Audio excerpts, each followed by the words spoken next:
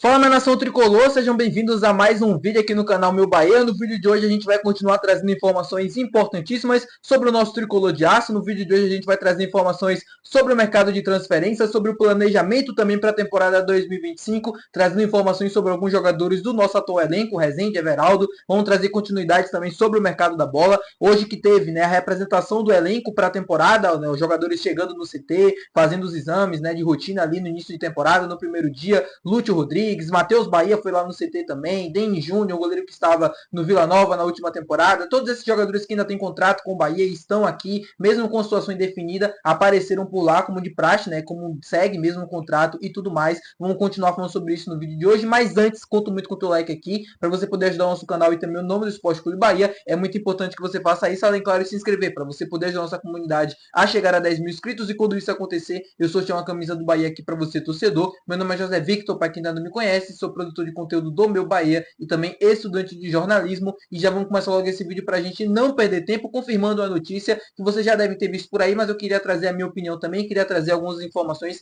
relacionadas a bastidores.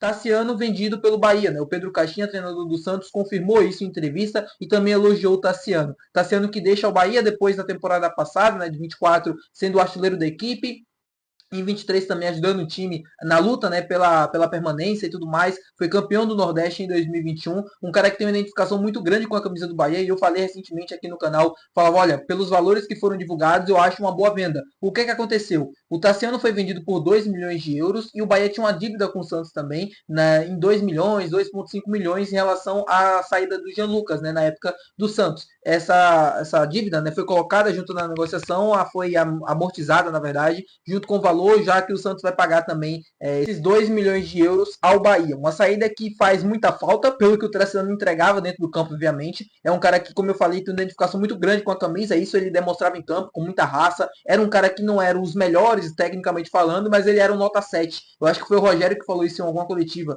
que ele era nota 7 em todos os quesitos, e isso é muito importante para um jogador e para o técnico também. É um cara que se doava na marcação, era um cara que ajudava no ataque, era um cara que ajudava no meio campo, em qualquer posição que colocasse o Tassiano, ele iria ajudar e a gente poderia ter a certeza que ele seria se entregar de corpo e alma. Ele poderia não ir tão bem assim, mas ele iria se entregar. E é isso que a gente quer ver sempre em um jogador vestindo a camisa do nosso clube. No caso do Tassiano, tecnicamente falando, é um cara que vai fazer falta, é um cara que ajudava demais dentro do elenco e precisa ter uma reposição. Eu vou falar sobre isso mais à frente, mas o Bahia precisa contratar alguém para substituir o Tassiano ou para que faça, ou para que preencha mais ou menos essa lacuna que ele vai deixar, seja no ataque, seja para o meio de campo, mas um jogador de muita força física, um jogador que entregava bastante, principalmente nas 4 linhas ali dentro do campo, em qualquer posição, em qualquer função que ele era colocado para fazer. Sobre os valores, ótima venda, porque o Bahia acaba lucrando muito em cima de um jogador que já tem quase 30 anos, né? Um jogador que não teria esse retorno técnico assim se fosse colocado à venda em uma negociação completa, né? Se nenhum clube pagaria 30, 32 milhões de reais pela contratação do Tassiano, a não ser o Santos. Então, obrigado pelos valores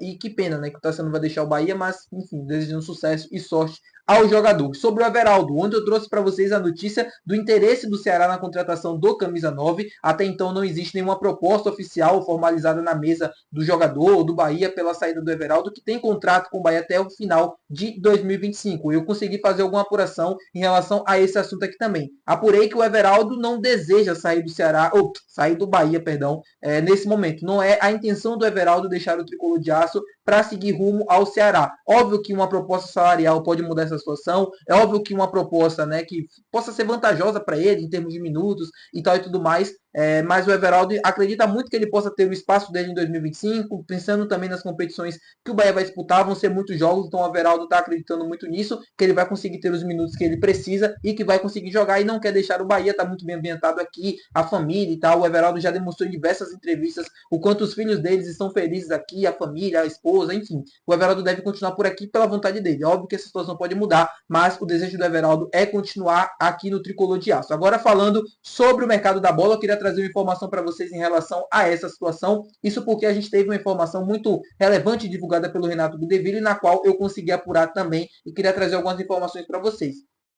Eu sempre estou falando aqui que o foco do Bahia no mercado é goleiro, atacante e zagueiro. Esses são as três posições que o Bahia está buscando no mercado. O Renato Gudeville trouxe uma informação, né, em uma entrevista que ele fez com o Pedro Santos Sé, de que o Bahia possivelmente poderá fazer mais 2 contratações e contratações de peso, contratações que mudariam o patamar. Óbvio que logo depois de ver isso, eu fui checar e fui apurar essa notícia, né, apurar essa situação, conversar com mais pessoas para ver se eu consigo obter mais detalhes do que seria isso. E do que eu consegui apurar é que o Bahia está tentando contratar um goleiro, mas não está com muita sorte, vamos dizer assim. O Bahia está tentando buscar um goleiro ainda nessa janela de transferências, mas os nomes que foram oferecidos ou as negociações que foram iniciadas acabaram não dando certo e distanciaram um pouco o Bahia do seu propósito, do seu objetivo, que entende que é uma posição carente, é uma posição que precisa se reforçar, mas que é uma posição que está muito difícil no mercado de conseguir encontrar o nome e de conseguir concluir a negociação. Obviamente, a minha opinião sobre isso é que é um erro do Cadu Santoro. Para mim, a responsabilidade é toda dele. Se ele quer começar o ano com o Marcos Felipe, ou se ele entende que o Marcos Felipe está pronto para jogar Libertadores e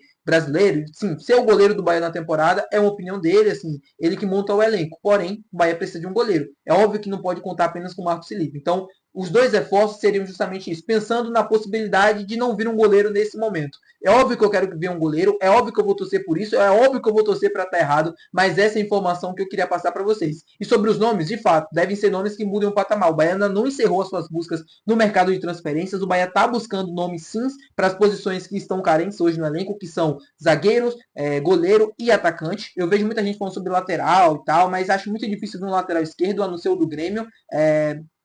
Que já estava encaminhada, né, como trouxe a negociação, a do Globo Esporte, e a não ser isso, não deve vir mais nenhuma outra posição. O lateral direito, acho que não, a gente já está bem servido, meio de campo, acho que já foi preenchido com as contratações que foram feitas com o Rodrigo Nestor, com o Michel Araújo, com o Eric também, e a busca de fato segue pelo um camisa 9, pelo um zagueiro e também pelo um goleiro, mas contratações, lembrando que venham para mudar o patamar, 2 contratações no caso, que seriam nesse sentido. Junto com o lateral esquerdo do Grêmio, a negociação que estava bem encaminhada e até onde eu sei a negociação ainda não melou, a negociação está em fase de fato final, questões burocráticas para ser concretizada como estava acontecendo com o Eric Pulga e para que ele possa ser jogador do Bahia. Tá bom, meu povo? Muito obrigado por você ter assistido esse vídeo. Se você gostou, não esquece de dar o gostei. Não se esquece de se inscrever, que é muito importante. Até o próximo vídeo. Valeu, tchau.